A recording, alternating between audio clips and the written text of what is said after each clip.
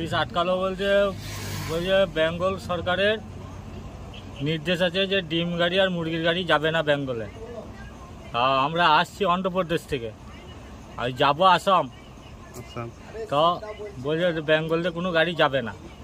আমি এসছি আজ ভোর 5টার সময়, এই গাড়িগুলো এসছে কালকে রাত্রি 10টার সময়।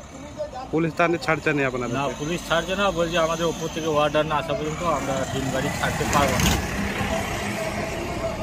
ডিমের মধ্যে মুরগির মধ্যে কোনো সমস্যা দেখেছে, ওই জন্য বেঙ্গল গভর্নমেন্ট চাইছে না কোনো বাইরের ডিম আর মুরগির গাড়ি বেঙ্গলে ঢুকুক। ওই জন্য বেঙ্গল বর্ডারে সব আমাদের গাড়ি আটকে রেখে দিয়েছে। তো আমরা এখানে 40-50টা গাড়ি এখানে বসে আছি কাল দুপুর 3টে থেকে, এখনও পর্যন্ত কোনো গাড়ি ছাড়েনি।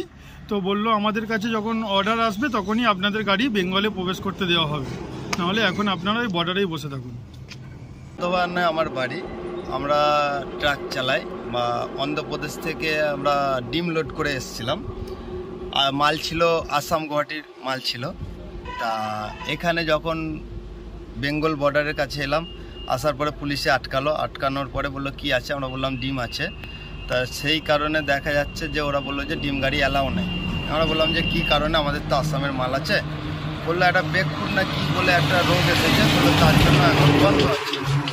সেই জন্য গাড়ি আমাদের বেঙ্গলে ঢুকতে দিচ্ছে না। দিয়ে কাল 10টা থেকে এখানে আমরা লাইন দিয়ে দাঁড়িয়ে আছি। কতটা পাকাপাকি গাড়ি এখানে দাঁড়িয়েছে? এখানে গাড়ি আছে মোটামুটি নাই করে প্রায় 70-80 খানার মতো গাড়ি দাঁড়িয়ে আছে, শুধু ডিম গাড়ি। সব মোটামুটি আসাম, কেউ যাবে বিহার, এই সব জায়গা নিয়ে দাঁড়িয়ে আছে গাড়ি। কোনো বেঙ্গলের ওপর দিয়ে কোনো গাড়ি ডিম গাড়ি যেতে দিচ্ছে না, ডিম গাড়ি বা মুরগির গাড়ি যেতে দিচ্ছে না।